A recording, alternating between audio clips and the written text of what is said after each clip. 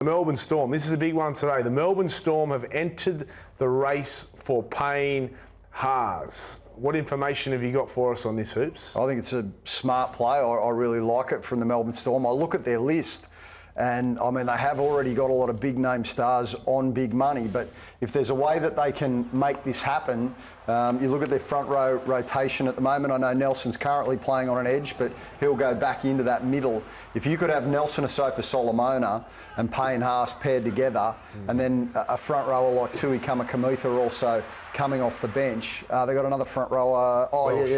Christian Welsh. Yeah, so you put him in that category as well, in that mix, and all of a sudden that takes them to the next level. To me, that makes them as good as the Panthers are at the moment if they can orchestrate this. If they get Payne Haas, they are the team to beat.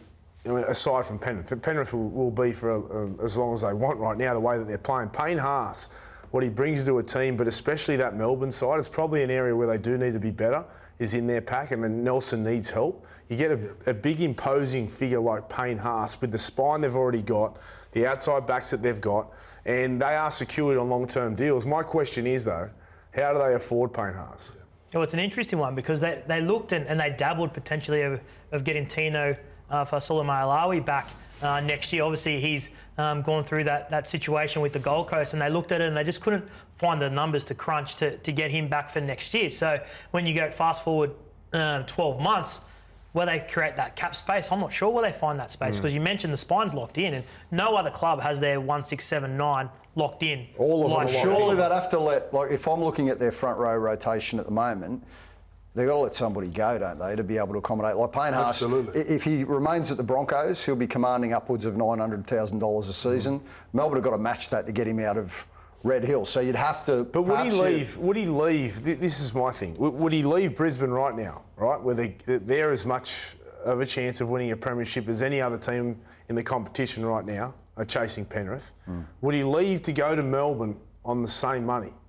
Because Brisbane are going to they're going to up the money, right? They're not going to. If he says, "Oh, I'm a chance to go to Melbourne," they're going to go, "We'll give you an extra 100 or 2." From all reports, Payne has said to the club that he wants to win a competition there, right? So there'd have to be a big carrot dangled in front of him to leave. His brother's just down the road at the Gold Coast.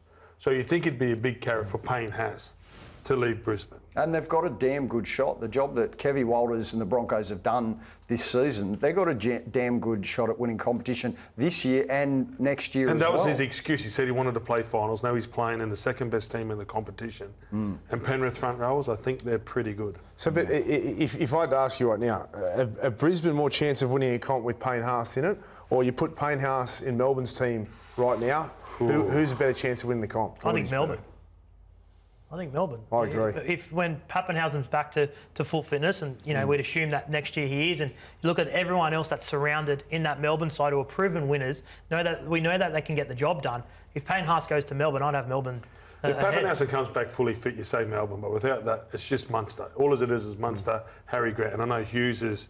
He's so professional there at the number 7, but that's a fair spine. They're still pretty good. Yeah, unbelievable spine. But what Brisbane have done, and with Walsh, and then the X factor out on the wings, I think they got a better three-quarter Brisbane. I think they're very evenly matched. The way it's being spun, Braith, and where it gets interesting is apparently Payne Haas was virtually all but done to go to the Melbourne Storm as a teenager, and it was only a phone call from Wayne Bennett that ended up talking him around, and he came back to Red Hill. But certainly he has clarified the lower ranked clubs like the West Tigers, the Bulldogs, Dragons. You can forget. Well, they'd be gone now. He's simply not interested. Melbourne coming in, Hoops. Yes, that pretty much takes them out. Yeah, right. It puts a red pen through them. Yeah. Right. Now, so wherever he goes, I think it'll either be Brisbane or Melbourne. Well, okay, this talk we've had it before, and Gordy, you're pretty strong on this. $1 million for a front rower.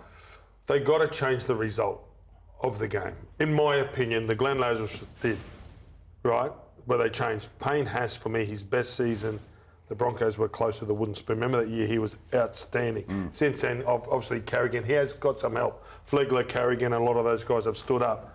But for me, you've got to change the result. $1 million player, and it's not even a front row, but $1 million player has influence on the result of the game. I found interesting, Gus Gouldy obviously works for salary caps every day of the week. I found interesting that he said you can't spend $1 million on a front rower. And I look at Penrith's front rowers, I think they do change results. I think James Fisher-Harris and also Moses Leota, you've only got to go back to last year's grand final, they completely ironed out Parramatta's forward pack, just cancelled them out. With Payne Haas, his motor is phenomenal, right? And he's won all those awards. But I've heard you say previously that you've thought at times he can be trying to do too much. And well, how many metres do you want to make? It can be detrimental to the actual flow of the attack of the side. Yeah, I think Payne's certainly got to add an offload, a pass before the line, pass after the line, and then in contact. Like when he's got 3 guys on him, like an offload would be so valuable for him. So I think he's still learning his craft. Maybe if he goes to another club, he might learn that. And then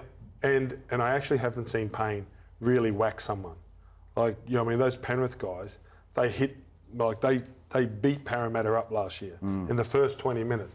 I don't think I can watch a game where I've watched Payne beat a guy up yet. If there's not much in this, so if it's splitting hairs whether he stays or goes to Melbourne, does he just show loyalty and stay in Brisbane?